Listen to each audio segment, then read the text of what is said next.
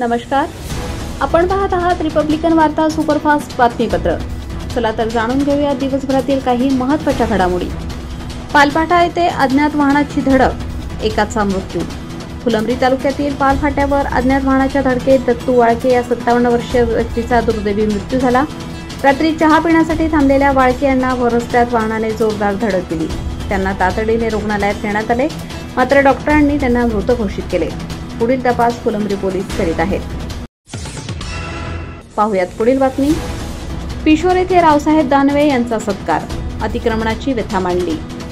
पिशोर येथे माजी केंद्रीय मंत्री रावसाहेब दानवे यांचा सत्कार करण्यात आला। यावेळी सोनगिरी टेकडीवरील अतिक्रमणधारकांनी त्यांच्यासमोर आपली दीर्घकालीन समस्या मांडली आणि निवेदन दिलं। या समस्येवर न्याय मिळावा अशी अपेक्षा नागरिकांनी व्यक्त केली असून उपस्थिती मोठ्या संख्येने होती। पाहुयात पुढील बातमी। रुग्णवाहिकेला मेंढी आडवी, पॅरालिसिस रुग्णाचा मृत्यू। खामगाव फाट्यावर रुग्णवाहिकेच्या मार्गात अचानक मेंढी आडवी आल्याने अपघात झाला।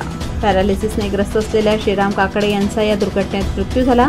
अन्य जखमींवर उपचार सुरू आहेत। वडोद बाजार पोलीस घटनास्थळी दाखल होऊन पुढील तपास करीत आहेत। पाहुयात पुढील बातमी।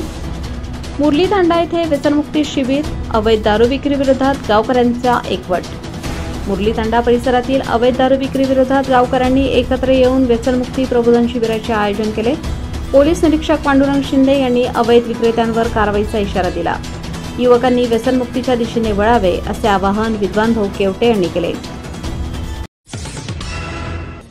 पाहुयात पुढील बातमी। तिकीट न दिल्याने महिला बसवाहक निलंबित, आत्महत्येचा प्रयत्न। पुसदमध्ये तिकीट न दिल्याच्या आरोपामुळे निलंबित करण्यात आलेल्या महिला बसवाहक सविता ससाने यांनी आत्महत्येचा प्रयत्न केला। प्रसंगावधान राखून पोलिसांनी जीव वाचवला। विद्यार्थिनींकडून पैसे घेऊनही तिकीट न दिल्यामुळे तिच्यावर गुन्हा दाखल झाला होता। पाहुयात पुढील बातमी। कर्नाटकातील मेहकर पोलिसांची चोरी प्रकरणात धडाकेबाज कारवाई।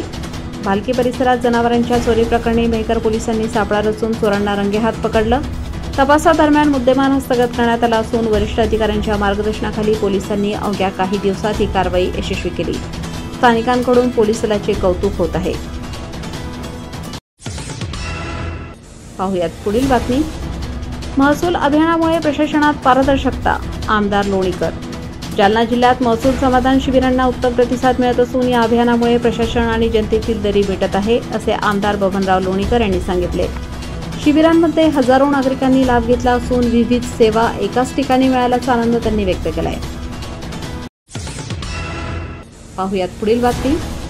अंबडमध्ये पाण्याची टंचाई, नागरिकांचा ठिय्या आंदोलनाचा इशारा। नाशिकच्या अंबड औद्योगिक परिसरात दूषित पाण्यामुळे नागरिक त्रस्त झाले असून शिवसेनेच्या नेतृत्वाखाली नागरिकांनी मनपा कार्यालयावर ठिय्या आंदोलन केले। लहान मुलांपासून ज्येष्ठांपर्यंत आजारांचे प्रमाण वाढत असल्याने स्वच्छ पाणी मिळावे अशी जोरदार मागणी करण्यात आली। पाहुयात पुढील बातमी। सारोळा शिवमय, शिवाजी महाराजांच्या पुतळ्याच्या मिरवणुकीला उत्स्फूर्त प्रतिसाद।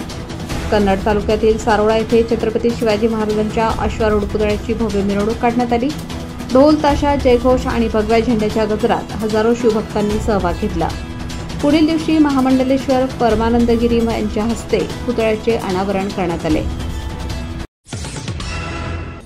पाहुयात पुढील बातमी। वृक्ष लागवड एकीकडे, वृक्षतोड सुरूच, डॉक्टर ढवळे यांचा आरोप। बीड जिल्ह्यातील वृक्ष लागवड उपक्रमाच्या पार्श्वभूमीवर सामाजिक कार्यकर्ते डॉक्टर गणेश ढवळे यांनी सॉमिल चालक व वन विभागाच्या मिलीभगतीने अवैध वृक्षतोड सुरू असल्याचा आरोप केलाय। केवळ 2.5% वनक्षेत्र उरल्याचे सांगत त्यांनी कठोर कारवाईची मागणी केली आहे। तर या होत्या आजच्या काही ठळक घडामोडी। पुन्हा भेटूयात रिपब्लिकन वार्ता सुपरफास्ट बातमीपत्रात। तोपर्यंत आपण पाहत रहा रिपब्लिकन वार्ता news Maharashtra. Subscribe now and press the bell icon. Never miss an update.